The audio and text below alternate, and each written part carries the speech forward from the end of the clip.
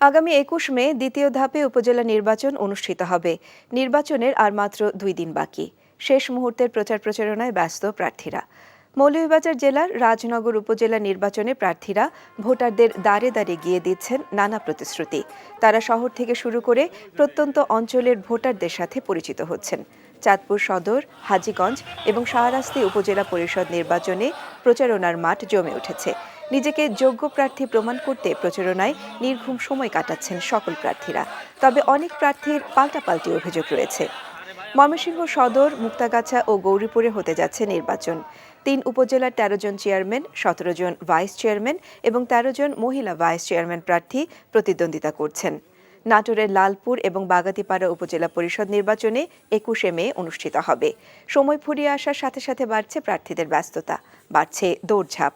নওগাঁর নিয়ামতপুর, পোরশা এবং সাপাহার উপজেলার ১৩ জন প্রার্থী রয়েছেন। কাকডাকা ভোর থেকে মধ্যরাত পর্যন্ত ছুটে বেড়াচ্ছেন ভোটারদের বাড়ি বাড়ি, দিচ্ছেন উন্নয়নের নানা প্রতিশ্রুতি।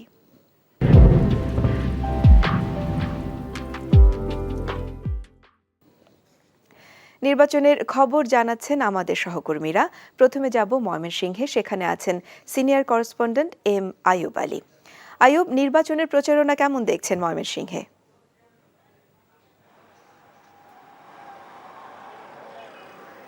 আপনি ঠিকই বলেছেন। আগামী ২১ মে ময়মনসিংহের ৩টি উপজেলা গৌরীপুর, মুক্তাগাছা এবং সদর উপজেলায় নির্বাচন হবে।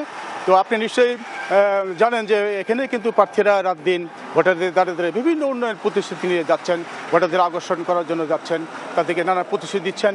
এবং এখানে কিন্তু আপনার গৌরীপুরের একজন প্রার্থীর অভিযোগ আছে যে এই উপজেলায় নির্বাচন চলে গেছে টাকার নিয়ন্ত্রণে।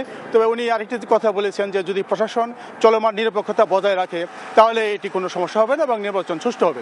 আপনি নিশ্চয়ই দেখতে পাচ্ছেন যে আমার পিছনে একটি প্রার্থী কেন্দ্র। তো ময়মনসিংহ সদর উপজেলায় ৩,16,481 ভোট এবং 5 জন চেয়ারম্যান, 7 জন ভাইস চেয়ারম্যান এবং 2 জন নারী প্রার্থী এখানে নির্বাচনে প্রতিদ্বন্দ্বিতা করছেন। মুক্তাগাছায় 3,69,041টি ভোট এবং সেখানে 5 জন চেয়ারম্যান, ভাইস চেয়ারম্যান পদে 6 জন, নারী ভাইস চেয়ারম্যান পদে 5 জন এবং গৌরীপুরে 2,79,948টি ভোট এবং সেখানে 3 জন চেয়ারম্যান প্রার্থী, 4 জন ভাইস চেয়ারম্যান প্রার্থী এবং 6 জন নারী প্রার্থী নির্বাচনে প্রতিদ্বন্দ্বিতা করছেন। আপনি নিশ্চয়ই জানেন যে ময়মনসিংহে কিন্তু সবশেষ মিলিয়ে 13 জন চেয়ারম্যান প্রার্থী, 17 জন ভাইস চেয়ারম্যান এবং 13 জন নারী প্রার্থী, 9,675,470 জন ভোটার 21 তারিখে একযোগে ভোট দিবেন এবং এখন পর্যন্ত নির্বাচনী পরিবেশ মোটামুটি ভালো। আফসানা।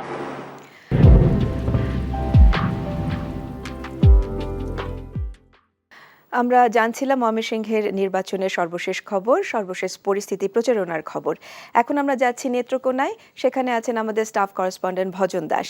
ভজন, 21 তারিখ তো উপজেলা নির্বাচন শুরু হবে, তো সদর উপজেলা নির্বাচনের শেষ মুহূর্তের প্রচারণায় কেমন সময় পার করছেন প্রার্থীরা? হ্যাঁ আফসানা, আপনি যা বলছিলেন, আমি এই মুহূর্তে দাঁড়িয়ে আছি নেত্রকোনার রেল স্টেশন এলাকায়। আমাদের নেত্রকোনা সদর সহ 3টি উপজেলায় বারহাট্টা এবং পূর্বদলয় নির্বাচন অনুষ্ঠিত হবে 21 মে।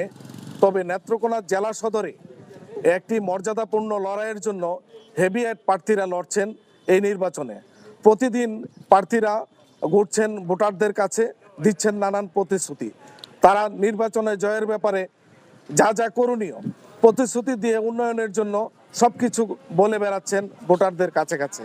আমাকে জেলা নির্বাচন অফিসার গোলাম মোস্তফা জানিয়েছেন এই নেত্রকোনা জেলার 3টি উপজেলা নির্বাচন সুষ্ঠু করার জন্য, অবাধ করার জন্য যা যা করণীয় সব ব্যবস্থা গ্রহণ করেছেন।